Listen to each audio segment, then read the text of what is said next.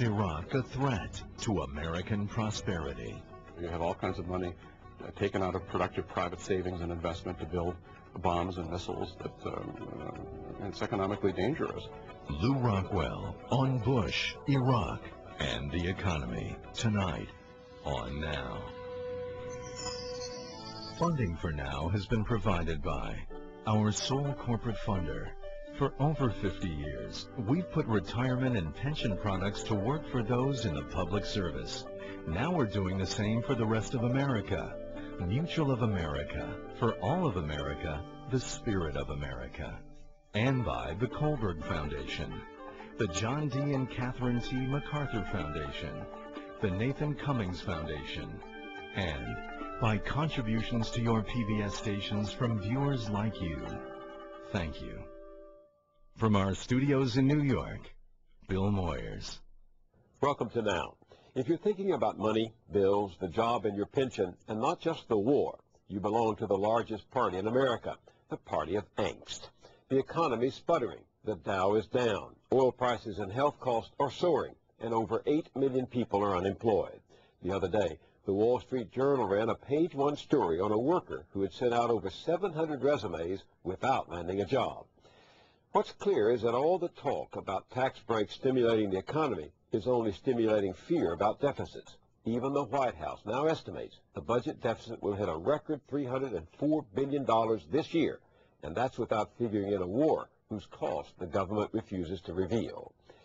With me now to talk about all this is Lew Rockwell. Mr. Rockwell is a libertarian, free market conservative, and president of the Ludwig von Mises Institute.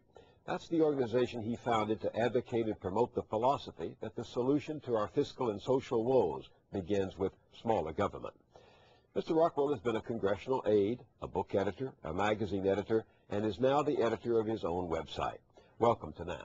Bill, great to be with you. Business pundits and the government have been saying for 20 months that this is not really a recession. It's just a kind of a stumbling a bit. The economy is stumbling a bit. Is it a recession? You know, I remember back when Alfred Kahn, a very funny economist who worked for Jimmy Carter, and he referred to a depression and was taken to the woodshed by Carter over this. And when he talked to the reporters afterwards, he said, I'm never going to say that word again. I'm only going to say the word banana, but, you know, we're in a banana.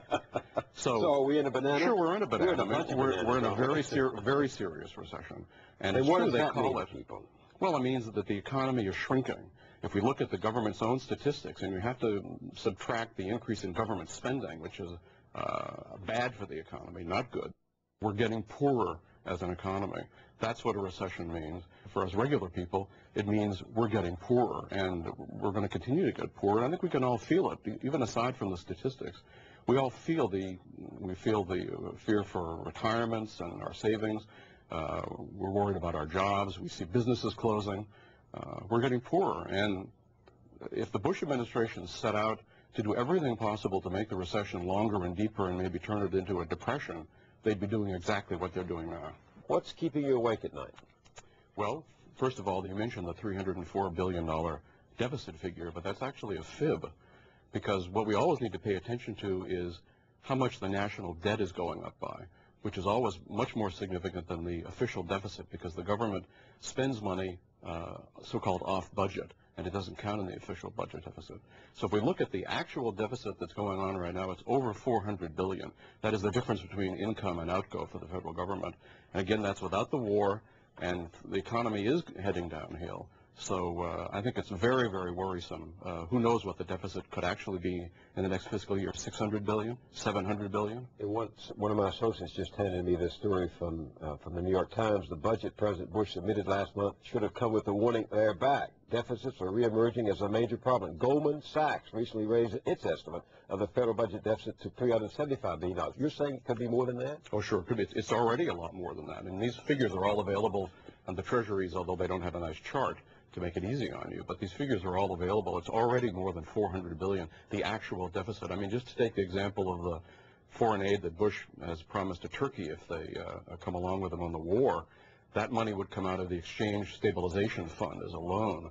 But that would not count in the official budget deficit, even though it's a debt of the federal government. So it's, again, the increase in the national debt, and it's very, very worrisome. What does this mean to ordinary people? I mean, the words like deficits and recession come and go among economists and newspaper headline writers, but what does it mean to ordinary working people? Well, it means trouble because sometimes Republicans and Democrats, for that matter, like to pretend that there's some way to fund the government other than the two ways of taxation and inflation. Those are the only two ways they can postpone it through borrowing, but all those have negative economic effects. And when we have deficits this size, first of all, it means that everybody's worried that these are going to be monetized, i.e. that the Federal Reserve will in effect print money to pay them. And that has all kinds of bad effects besides rising prices. That's what brings on the business cycle, for example. It's what the Fed did in the 1990s, or the reason that we now are in the longest, deepest recession since the Cold War. You worked in Washington 4 years as a congressional aide. Do you think everyone in Washington is in denial over the shipwreck that's coming on this issue of deficits? Or is there a conspiracy to look the other way when the emperor passes with no clothes on? Well, there's both of them, but I also think the fact that, these are not necessarily bad for the government. It's bad for the people. But I think the government in these things has a very different interest, usually, in fact, the opposite of what the people's interest is.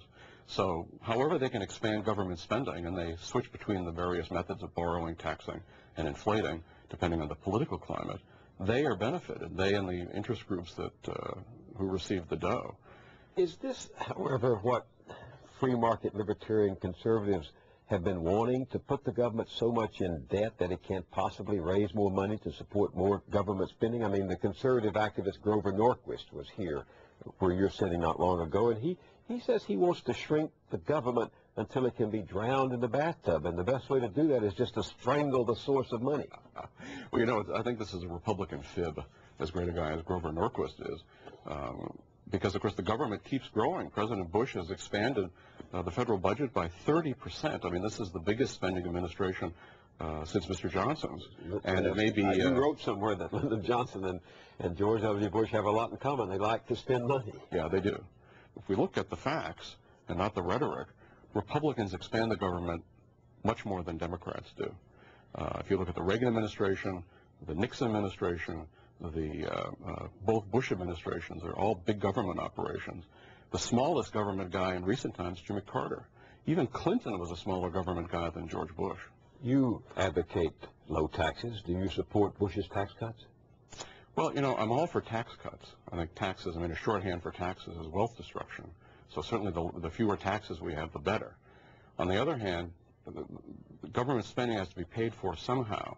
So if he's expanding the government at the rate that he is, at a huge rate, to talk about tax cuts, it seems to me is irresponsible. Probably the most destructive way to fund the federal government is through inflation, through the Federal Reserve. So actually, I hate to say taxes are better than that, but yes, taxes are less economically destructive than inflation.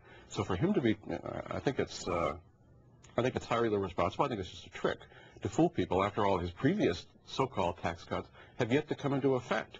They don't even come into effect until next year, and my prediction is they won't come into effect. There'll be some sort of a war emergency, and then we'll be able to bring them into effect. There is some talk in Washington that the huge expenditures on a war against Iraq would actually boost the economy by circulating all that spending on defense. What about that? Well, I know that's the claim. The French economist, the 19th century Frederick Bastiat, talked about the broken window fallacy. A bad boy tosses a rock through a baker's window, and everybody's very sad for the poor baker, and then a guy maybe an economist, and the crowd says, oh, don't worry, this is going to be great. It's going to be money for the glazier.